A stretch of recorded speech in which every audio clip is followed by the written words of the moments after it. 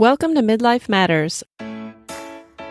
I'm Marie, and each week I'm joined by my friends Julie and Mindy to talk about all the topics keeping women in the middle years up at night. Today we're talking about help. We all need it, but how easy is it for us to ask for it? Do we accept help from others? What kind of help do we offer? Join us as we share the ways we've been helped when we've needed it most and how we can help others in return. Good morning, ladies, and good morning, listeners. You know, we are always on the hunt for topic ideas. We love good stories and relevant issues to discuss that will encourage our listeners each week. And this week's episode is actually inspired by a situation in a friend's life. And we want to talk about the times we found ourselves in tough spots where we literally cried out, "Help!" In fact, isn't that a Beatles song? Julie, can you hum a few bars? Yes, Julie, please. Help! I need somebody. Help! Not just anybody. Not just anybody. Help, please. Yes. Yes. And after we realized that that was a Beatles song, then we started thinking about more Beatles songs, and we thought maybe it would be nice to have a little fun with a new series where we use these timeless song titles to prompt our discussion. And even if you aren't a Beatles fan, we think you're going to recognize these titles, and they're sure to spark some great discussion. Julie, what were some of the other titles that we had thought of that we'll get to this year? Yesterday. Oh, that's all right. My troubles seem so far away. Now it seems like they're here to stay. Yes. Love it. Way to go, Julie. I don't know. I just, as I was going through the titles, I thought, wow, I could think of a topic for every song. Yes, yes. It'll be interesting to see what you guys think with a song title. So we'll have to come up with the best topic. Well, I need to tell our listeners that Julie just has this huge beaming smile on her face as she talks about the Beatles songs. So I think this is going to be a lot of fun, which I'm always up for some fun. I love the Beatles. Right. Well, it's funny because I'm not a huge fan of the Beatles, but that movie Yesterday came out last year, and I absolutely loved it, and it made me like the Beatles more. Yes, that movie was so funny. I laughed out loud. Yeah, it was. It was very enjoyable. Yeah. All right. So some of the lyrics of Help. Help, I need somebody, not just anybody.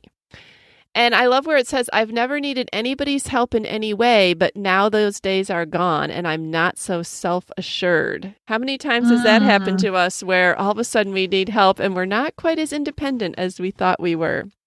Right. Help me if you can, I'm feeling down, and I do appreciate you being round.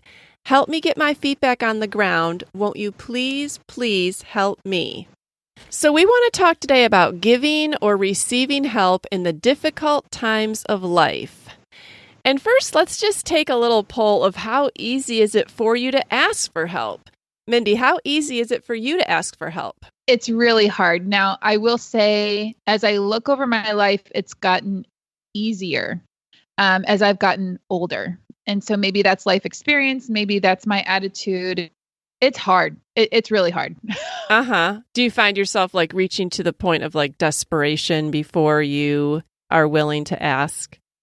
Yes, it's unfortunate, but I do. I mean, I really have to get to the end of myself, my resources, Bryce's self and his resources before I'm willing to kind of go past our little family unit to call in, friends and family. Some reinforcements. Yes. Yeah. Yes. Call in reinforcements. Absolutely. How about you guys? Is that just me how about y'all? Julie, what do you think? No, I agree with Mindy. It's really hard to ask.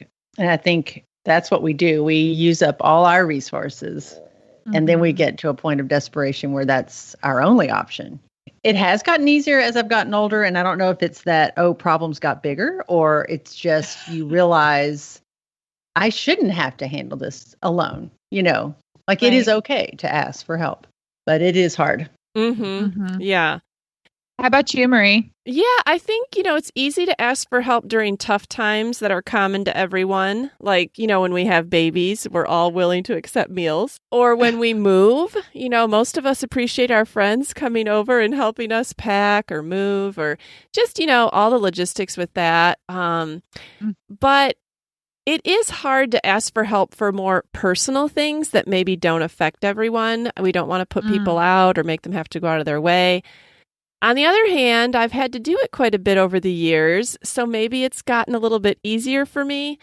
5 kids, one person cannot do it all, and then my husband travels. So I've had to call on friends, for help with carpooling or, different logistical things over the years. I've called on my, my mom and dad or, my sister, my brother. So I do think it's gotten a little bit easier, but I don't think any of us like it.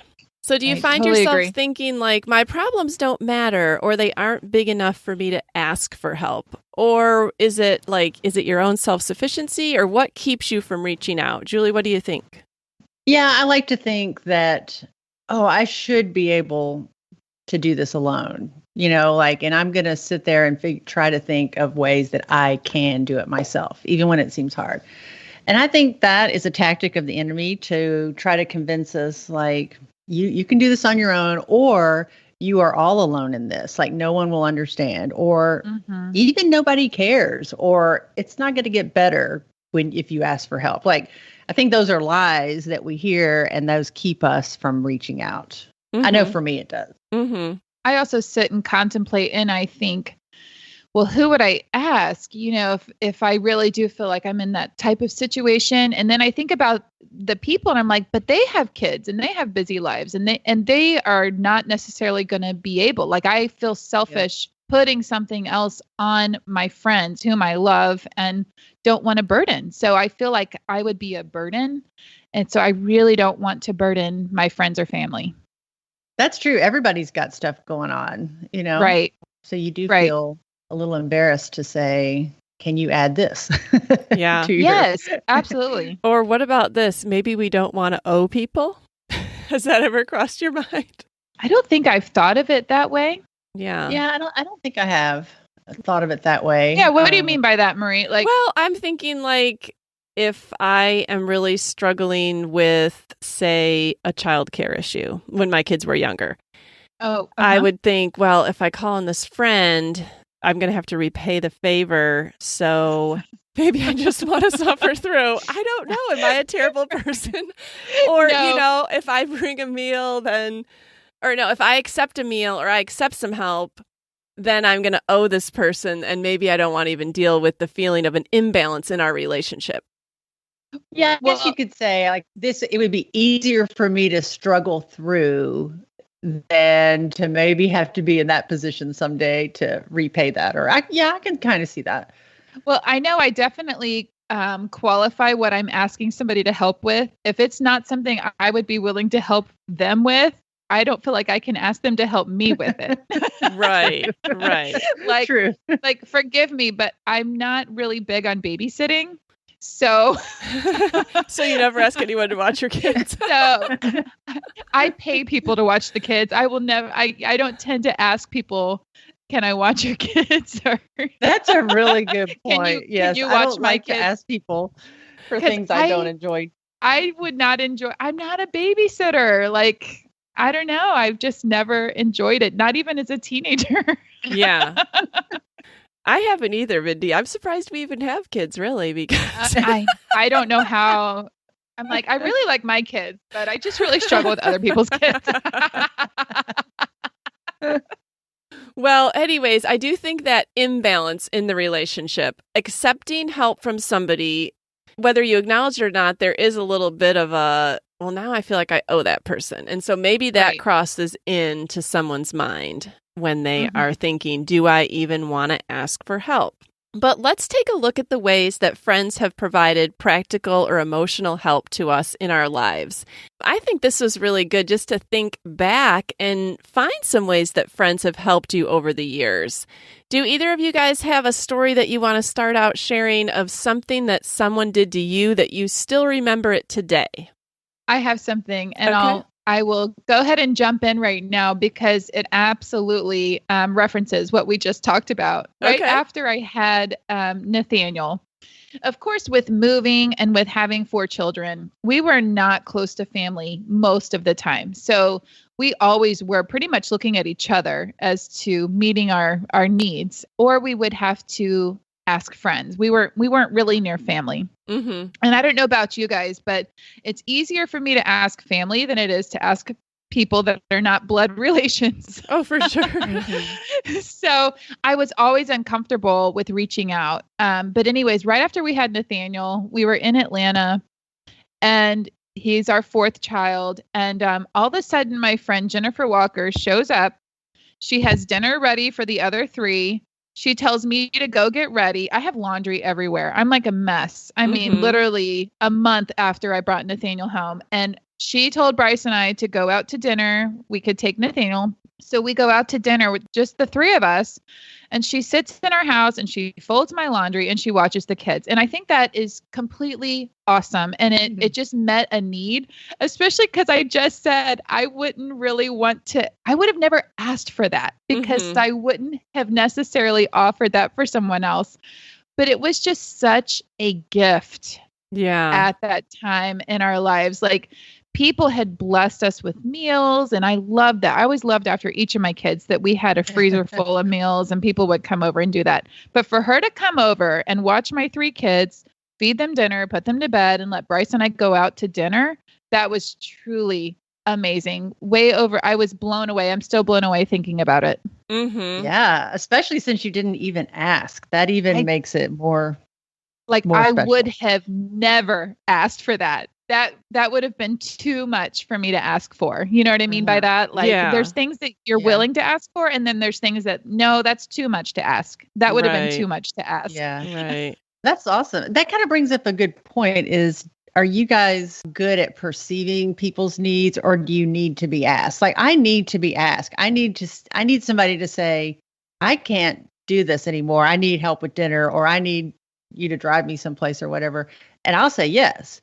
But I don't just see that very easily. I'm not very perceptive. I don't know what that means, but yeah.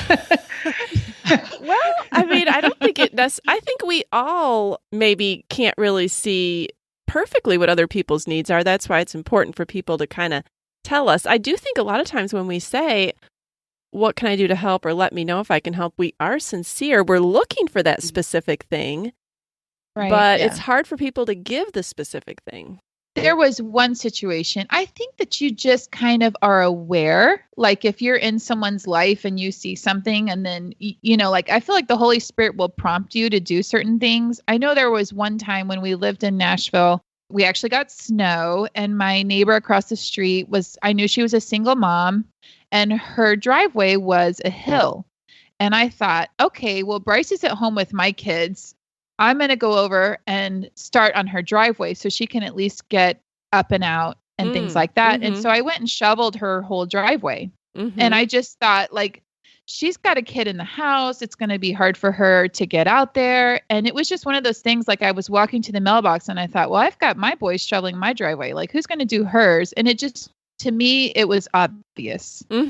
Yeah. Like, sometimes there's things that are obvious to you, but you almost have to be looking and have space in your mind to perceive those things. Right. Yeah. I was thinking about practical ways that I've received help over the years. For sure, meals, carpooling. I cannot tell you how much I appreciate all the moms that have helped me get my kids around. And, hopefully I've helped them too. But, carpooling, it's such a beautiful thing. Childcare. I've definitely appreciated childcare. We've had, help working on our houses over the years. People have come over and painted or helped us strip wallpaper or do things like that. Oh, wow. There's been a lot of practical ways that people have helped. But probably the time that we were the most needy for help was when my oldest son had just finished 7th grade. And during the summer, his appendix burst on a trip with my husband. And he subsequently spent about 3 weeks in the hospital, first in Pennsylvania and then in Nashville. And needless to say, that was a really hard time. Mindy and Julie, I know you guys remember that. My husband was pretty new to his job, so he really couldn't take much time off. All the kids were home for the summer, so childcare was a big issue. And I needed and I wanted to be at the hospital as much as possible with Davis because he was so young and so sick, and it just felt very out of control. I mean, in that time, he had 2 major abdominal surgeries and all the recovery that goes along with that. And it was just a really crazy time. And I can look back and really appreciate, all the ways that people helped. They helped with childcare. They brought me meals to the hospital. Mindy, I remember you brought me salad from Panera. You said, "What do you want from Panera?" I'm bringing it down. And you sat with me as Davis was recovering from a surgery. And I still remember that to this day, just having someone else there. I didn't have to eat out of the hospital cafeteria that night. Right. It was just really nice when people would do things like that. Our lawn was mowed, one time by my dad and my brother. And then another time I found out years later that it was one of Davis's friends' dads had come over and mowed the lawn, but they never said anything. I just came home and it was mowed and I assumed my family had done it, but it was really them. Oh, wow. They came and sat with me in waiting rooms during the operations. But I was thinking about, so many people had said to me, "Let us know what we can do," or what do you need? And one thing that I did end up asking for was I wanted someone to bring us a meal to the hospital so that we could all eat dinner together on Father's Day. At that point, I think Davis had been in the hospital about 3 weeks, and our family had not really spent that much time all together. It was always like Steve doing piecemeal things, me doing piecemeal things. And it was Father's Day, and I thought, man, if someone could just bring a meal to the hospital and we could just eat it, that'd be so great. So I put on Facebook, I said, a lot of people have offered to help. If there's anybody that wants to bring us a meal in the hospital on Father's Day, that would be great. And I knew that would mean them sacrificing time with their own husband and father, because they would have to come down to the hospital. They'd have to bring the meal, all the paper products, just everything that went along with it. But 2 women got together. I still remember who they were, brought us a meal, served it to us. It was so special and wonderful. And I just appreciated that tangible way that somebody answered my call for help.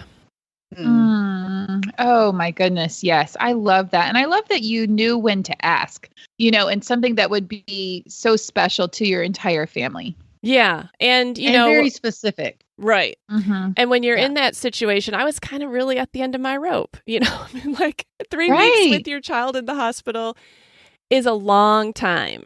People don't really stay in the hospital longer than a few days unless they're very sick. Julie, could you think of anything that had happened over the years?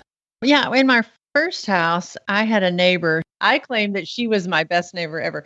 She would often just double what she was cooking that night and say, "Hey, I doubled it. Can I bring it over?" It's like, of course you can. Who's going to refuse that? I come home and find things hanging on my mailbox. She had been out and said, "Oh, I heard you needed this." She was just always thinking of me. Oh my goodness. And she would call and say, "Hey, send Molly and Andrew over, for an hour and you can have a break." And then it got to be where we reciprocated these kind of things. But it was really eye-opening that she was just always thinking about somebody else, and I was the recipient of that. So that was really neat. That is really cool. And I do have a friend, her name is Janet. If I'm ever mentioning that I'm going to paint something, she'll say, "Oh, I'll come help you." Oh, that's so neat. about 15 years ago, she drove here from Arkansas and we painted a bathroom. Oh, wow. That's a small space to paint with 2 people. Right. And then recently I mentioned wanting to paint my kitchen cabinets, but it was just such a big undertaking that I wasn't sure if I wanted to do it. And right now she's in the midst of remodeling a house, a fixer-upper. And when I mentioned painting my cabinets, she goes, "Well, I will come help you do that." Oh, that's and she would. She really, really would. Julie, do you know what I would tell you if you told me you were going to paint your kitchen cabinets? Phone number of someone. Here's a guy that I know that you need to call. Right. That's what I would say too. And you know what? Terrible saying that. I do now. I know what you mean, Marie. It's like, ooh, if I let Janet come paint my cabinets. Yes. And she's remodeling, what am I going to have to go do with her? You might be installing a toilet or something. Okay. I think Julie brought up a very good point. She talked about reciprocating. And I think if you have friends that you are helping and they help you and you get in that, it's almost even. If you think about a balance or a set of scales, like if you're giving and they're giving, equally, then it's easier to ask that person because you know that you have that type of relationship. Right. If you find like when the balances are unequal, it's really hard in that relationship. And it really could hurt the relationship if you're not giving equally to one another. Mm-hmm. Yeah, and I don't know that I've ever painted anything at her house. I'm feeling like it's a little Step it unequal. up, Julie. Uh-oh, Julie. But you know what you've done for her, Julie? You know what you've done for her is you have gone on long trips with her in her camper that other friends may not have been willing to do. So that's the way that you repay her back. That's true. I drove back from Washington State. Yes. Ah. Yes. So you just bring different things to the table. Yeah, we don't all have to Hopefully reciprocate she the sees same it that way. Yeah, for sure. And one more thing that I'd like to say is, and this was a gift of presence, PRESENCE. Mm-hmm, right. The right word. My dad passed away about 10 years ago. And at that time, my mom and dad lived in Memphis. So we were in Nashville already for 10 years. And a lot of people, didn't know my dad. Mm-hmm. But when he passed away, I went back for his funeral in Memphis, and his funeral was on Father's Day, on Sunday. And so many of our Nashville friends from our church showed up. I had no idea. Like, I was shocked when I walked in to be back home in my hometown and see Nashville people. It was kind of confusing. Like, where are we? They just seemed out of place. Like, I never in a million years expected them to come on Father's Day. Right. To my dad's funeral. And some of them had only met him once, maybe at church or whatever. But it just meant so much, just their presence. Yes. That's just really I've never special. forgotten it. Yeah. Yeah. I was thinking about a practical way that someone helped me just this past year. So, mother of the groom, I had to plan a rehearsal dinner. And I had looked at just having like a full service restaurant. Basically they take care of all the details because I don't like planning parties. But my son and daughter-in-law wanted to, well, first of all, they had a very large wedding party, and then they wanted to invite like a lot of the out-of-town family and like girlfriends and spouses of people in the wedding party. And it was just a very large group, and it was hard to find a restaurant that would have a room big enough or be able to serve that many people at a reasonable cost. So it just turned into something where I needed to rent a venue and then kind of start from scratch with like the tables, the chairs, the food, all that. And to me, that is completely overwhelming. I don't enjoy planning parties. I like getting together with people, and I totally don't even mind hosting, but I don't like the pressure of like Pinterest parties. And if there's ever been a time where things have to look Pinteresty, it's at your son's rehearsal dinner. True. And so it's just a lot of pressure. And so I just thought, oh my goodness, who could I get to help me? So I called my friend Dawn, and I said, would you please be the coordinator, basically, of this party? Would you please just tell me what I need to do?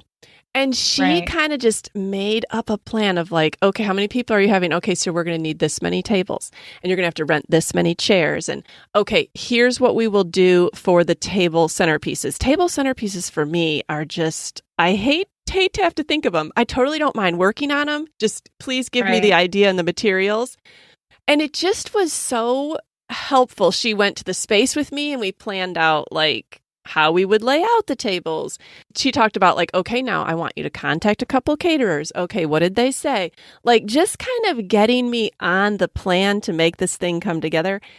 Yeah, organizing your thoughts. Yes. And then she and her husband even came the night of the rehearsal dinner and served food because the caterer, they basically just drop off the food. And I really needed someone to help like just keep the buffet refilled and all that. And it was so awesome. So helpful. I cannot even tell you how much it meant. And I don't think I could have ever pulled off a rehearsal dinner if she hadn't been helping me. Wow. I love that. I love that because you're already the mother of the groom, and there's already your life is changing. Emotionally, you're going through a lot. And so you almost just, even if you could just have talked to her, even if she never gave you an idea, if you could just talk to somebody, even like there's just a lot to that. But for her to have that skill set and be able to organize that for you, what a gift. Yes. Way to Dawn's go, so Dawn. good at that. Good person. Yes. It was awesome. And, that was a time where I really did reach out. I got to the end of my rope with even thinking about planning this party and just had to reach out and say, could you help me? And she was more than willing. But if I had kept quiet, it never would have happened. Yeah. Right. Well, I have a similar story that this is actually a time where I did ask for help. And it's a similar thing, Marie, because it was with my daughter's wedding. The venue where we had chosen to have the wedding did not allow you to get in and set up the night before, which is what I would love to do, is to just see it all done and ready. But we had basically only had 2 hours before the wedding. And I knew that I wanted to spend that time with Molly, and we were having the pictures made before. So I couldn't be setting up for a reception, or the chapel or whatever. So I could have hired it done. And that's what made it hard, because people could have easily said, well, she could have paid somebody to do that.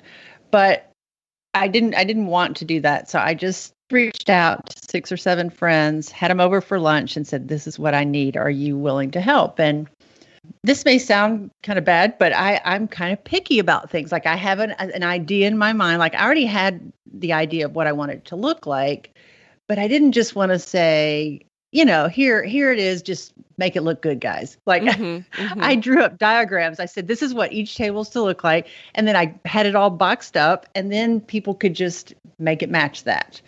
Oh, wow. And I felt like that was, like, delegating is kind of hard for me, because I want it to come off the way I want it to. So that was and it's not like I didn't trust people. It was just that I felt like giving them a very specific job was going to keep me from worrying and help me to really enjoy that time, that I was gaining from not being in there decorating a reception hall. And I heard from them too, like, oh, thank you for telling me exactly what to do. Like, one person was just tying lavender onto the pew edges, onto the pews in the sanctuary. And one person was setting up the tables, and they all just had really specific jobs. And so that was a huge, huge help. And my mind was totally at ease, during that time. Wow. Yeah. Right. That's a huge time to help somebody. And just, you could enjoy your pictures and your time with your family, knowing that these things were taken care of. Well, I have to share one story just because it's happening actually right now, and it's made such a big difference for our family.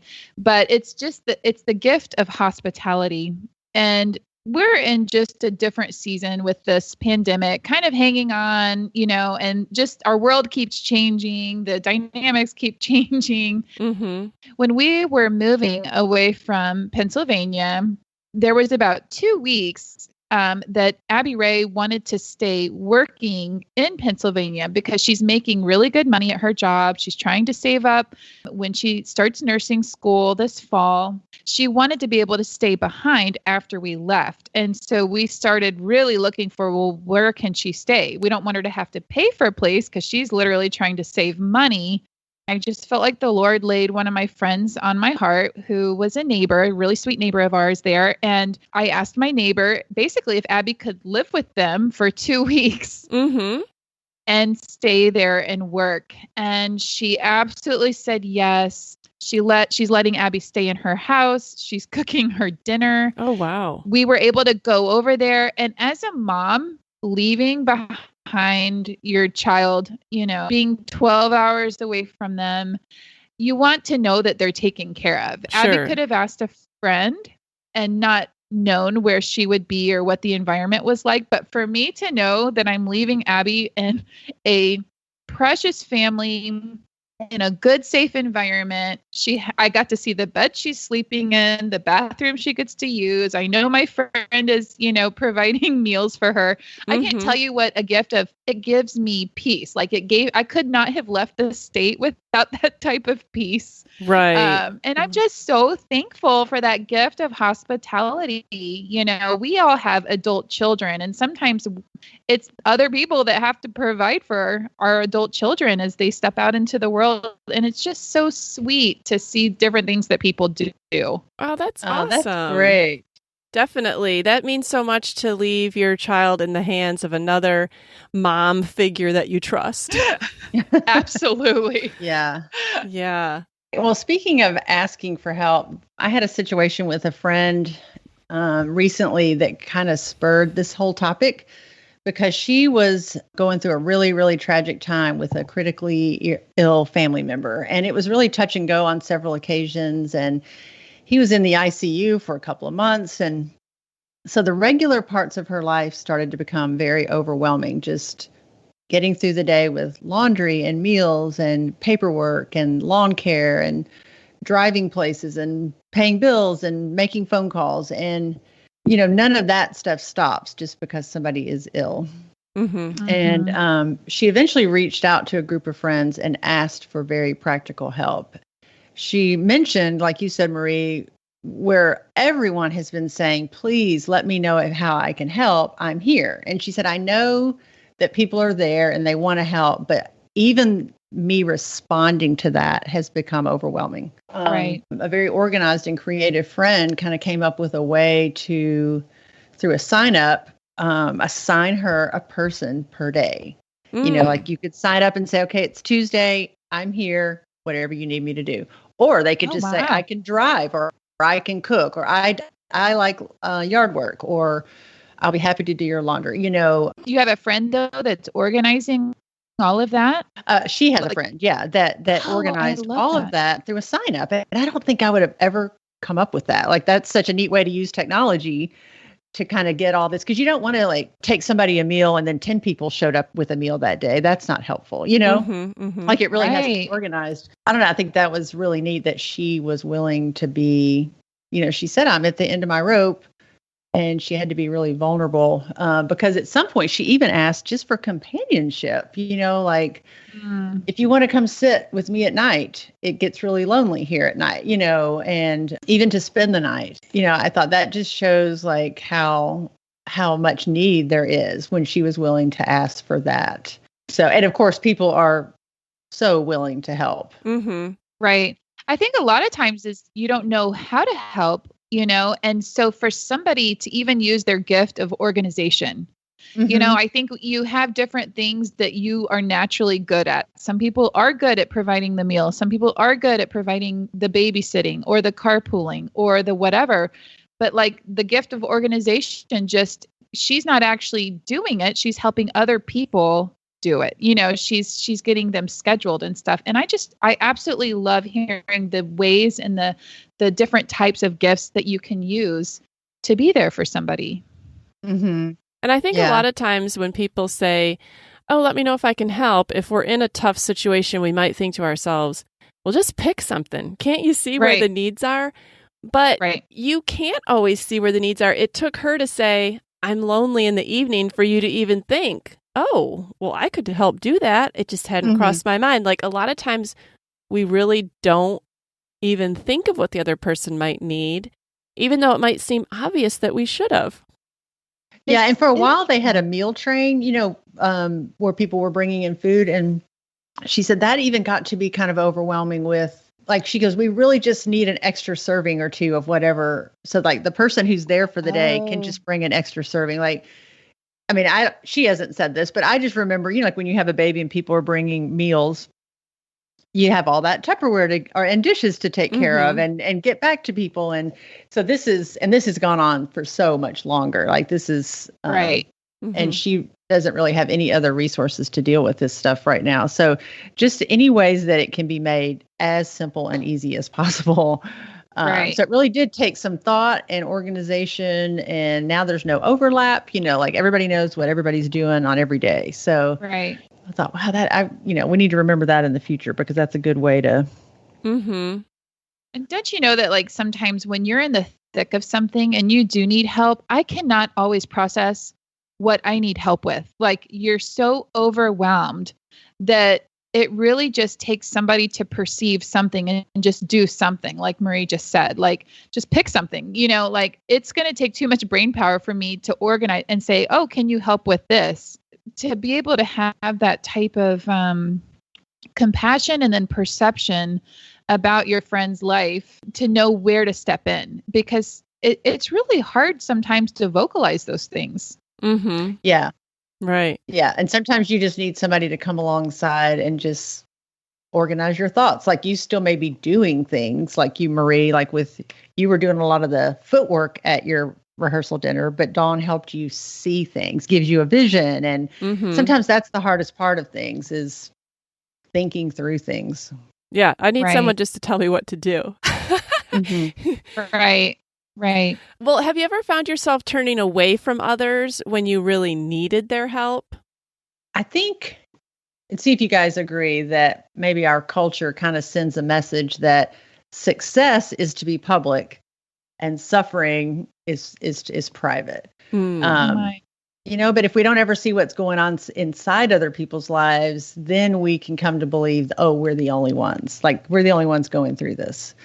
So I think it serves us well to let people into our lives, but it's not natural. I think I tend to want to isolate myself when I'm struggling with things. So just knowing that, from seeing other people do it, that letting people in is, we were all created for interdependence with God and other people and that sense of community, and that in itself can bring healing, Right. Just knowing, like being known by other people and knowing they care.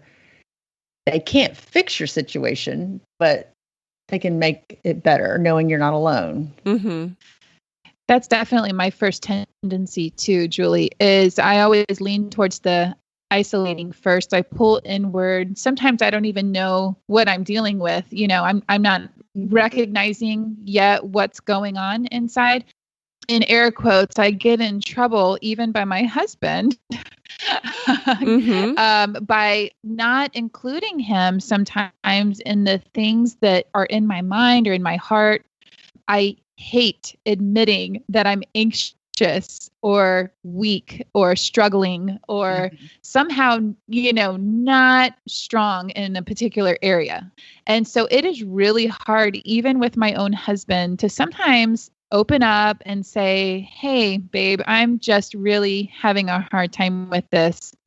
Though the more that I do, it just helps, it creates a better intimacy. We can pray about those things. He can give me a new perspective on things. And that's even in my own home, with the closest person that I live with, I still even struggle.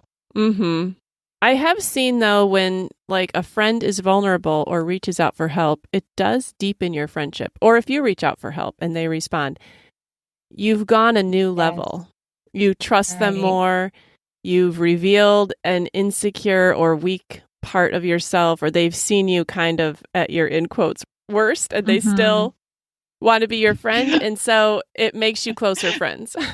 Right. And I think that is part of the healing. Like you're not fixing their problems, It's just that closeness. Like, I don't know, it kind of fills you up with something good that you're not alone and without even fixing the problem, just their presence. But they have to know, they have to know what's going on. And that's the hard part. But yeah, because we have to admit our own weakness and being vulnerable.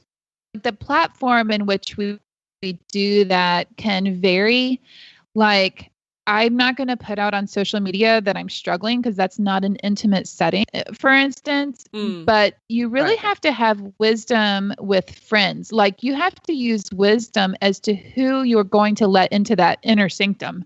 Who are you going to trust with these things? You really have to be wise about not just picking anyone. I don't know what you guys think about that, but I'm very picky and choosy about who that person is and I'm going to let in.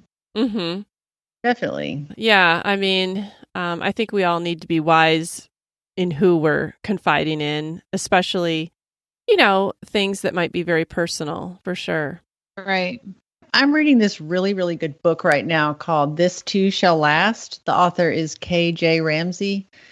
And she kind of has a lot to say on this topic because, as a little background, she's probably in her mid-30s, young married, and she has a chronic illness that she knows it's treatable but not curable. So her pain is like here to stay. So she has to reach out and ask for help a lot. I think she said as Christians, we sometimes try to do the spiritual thing, I have faith, and jump to things like in the middle of our pain and our suffering is like, but God is good, or all things work together for good. And we jump too quickly to that without leaving room for some time to lament. And I know, Mindy, we've talked about this a little bit. What that lamenting is like, where you speak aloud your losses to God, your grief to God. And it's modeled in the Bible, in the Psalms. And it just gives us a place like where we can find people, invite people into our life who are willing to kind of hold some of the weight of our grief and pain. And this is a quote from the book. She says, one very important way to befriend our sorrow is to take it out of its isolation and share it with someone who can receive it. And, and I think even just crying out to God, like he can handle it. He can handle our hard questions. And a really good example is Psalm 13. And I was just going to read it because it's pretty short. And this is by David. It says, Lord, how long will you forget me? Forever? How long will you hide your face from me? How long will I store up anxious concerns within me, agony in my mind every day? How long will my enemy dominate me? Consider me and answer me, Lord my God. Restore brightness to my eyes. Otherwise, I'll sleep in death. My enemy will say, I've triumphed over him, and my foes will rejoice because I'm shaken. But I've trusted in your love. My heart will rejoice in your deliverance. I will sing to the Lord because he has treated me generously.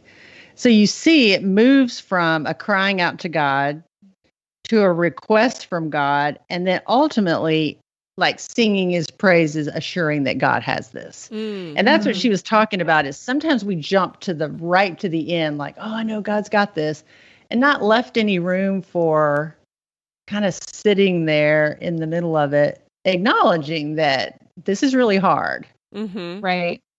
Does that make sense? Have you dealt with that, Mindy? I think we've talked about this before.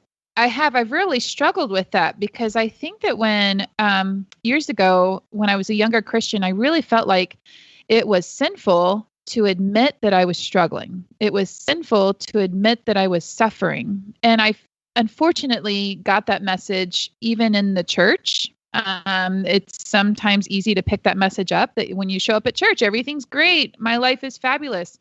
Now, and I'm or not if your saying faith were stronger, you wouldn't be dealing with this. Yeah. Yes.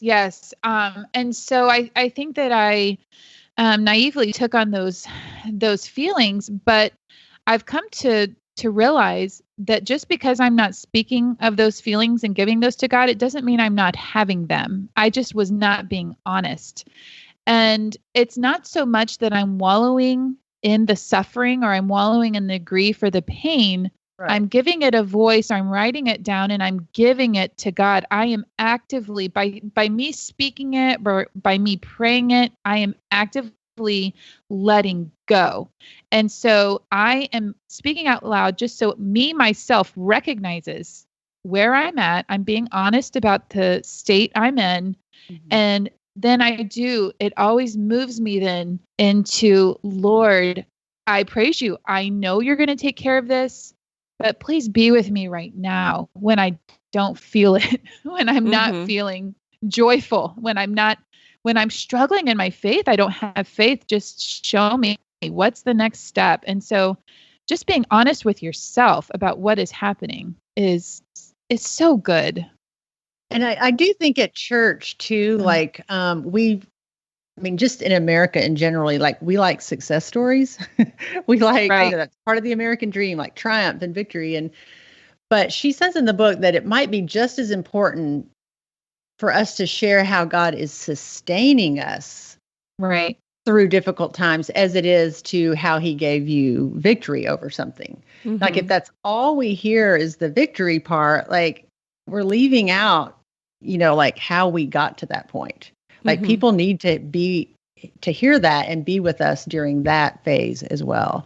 And I think in church, we tend to keep quiet about that a lot. Yeah, like we feel like we can't share this until we get to the other side. Right. Yeah.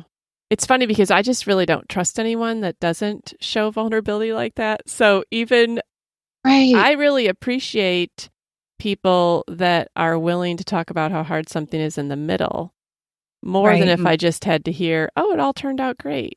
Well, I would rather kind of see how you walked through the hard part.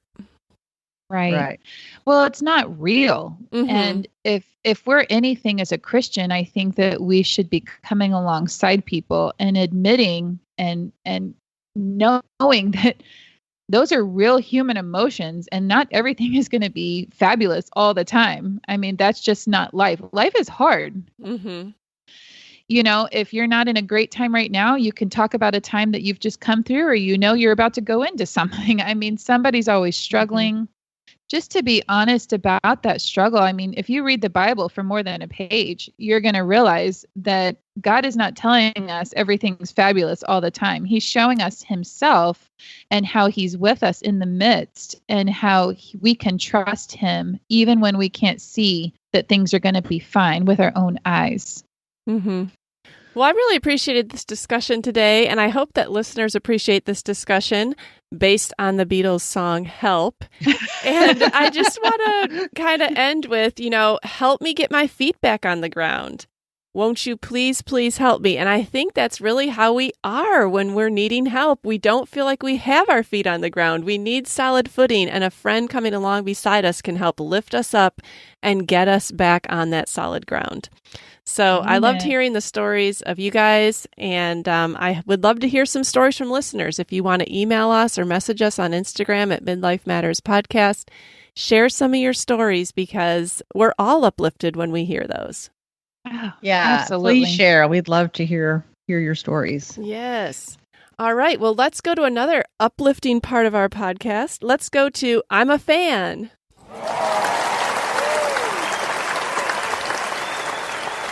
All right. Mindy, what are you a fan of this week? Well, because I'm podcasting currently on vacation, I am a huge fan of sitting on the deck and watching a summer storm outside my condo window, seeing palm trees and crepe myrtles that are in full bloom. I love seeing the storm come through, watching the lightning, hearing the thunder, feeling the coolness in the air. There's something so peaceful, so calming about even the grief of the weather and then watching it get sunny again. It's almost indescribable, but you guys know what I mean by those summer storms and just the peace of it, even as everything's raging outside. Yeah. Well, we should just let listeners know that we're recording this while Mindy is in Orlando, so she is looking at palm trees and new things outside of her window. Yes. All right, Julie, what are you a fan of this week?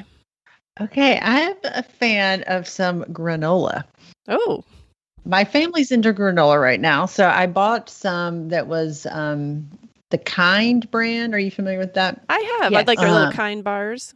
Yeah, but, and David loved it, so I was buying the blueberry kind. And then one day I saw a different flavor, but it was actually a different brand, and we like it even better. The flavor is Honey Crisp apple pie. Oh, that sounds and yummy. It is the best stuff. That sounds delicious. Yeah, it's gluten-free, nut-free, ancient grains, vegan. The brand is the Safe Plus Fair Food Company. Oh, is this just at the regular grocery store? Yeah, it's just at the regular grocery store, and it was next to, I think it was in the healthy food section where all the granola was. Okay. But it is so good. It's 130 calories per serving, and we put it on Greek yogurt. Sure. It's so good. So what brand was that? Safe Fair Food Company. Well, we'll try and put a link to that in our show notes then. Well, I am a fan of audiobooks all the time, and this week I had fun listening to one called Minor Dramas and Other Catastrophes. And one of the taglines on the book is Helicopter Parenting and High School Politics at Their Worst/Funniest. And I just really enjoyed this fictional story. It says it's a wry and cleverly observed debut novel about the privileged bubble that is Liston Heights High. The micromanaging parents, the overworked teachers, and the students caught up in the middle, and the fallout for each of them when the bubble finally bursts. And this was just a great, fun escape. I mean, there's some silly things that go on. There's some serious things that go on, but just kind of getting outside of your normal life and reading about some helicopter parenting in high school was really enjoyable. A good escape. I bet you don't have any of that type of situation around Nashville, do you? Yeah, it was fun. And so if you're just looking for a lighthearted read, I highly recommend Minor Dramas and Other Catastrophes. It's by Kathleen West. And for the audiobook, Julia Whalen reads it. And she must be a pretty popular narrator because I feel like I've heard her on a lot of different audiobooks, and she does a great job with different voices for different characters. It's really almost like watching a TV show, but you don't have to look at the pictures. Fun. All right. Well, I so enjoyed our discussion today. And listeners, we hope that we'll hear from you. Email us at midlifematterspodcast@gmail.com or come and follow us on Instagram at midlifematterspodcast. Julie and Mindy, we'll talk to you next week. Sounds great. Bye, girl. Bye. See you next week. We're so happy you joined us today. You can find the show notes for this episode at midlifematterspodcast.com. Also, please tell a friend about the show and help them hit the free subscribe button on their favorite podcast app.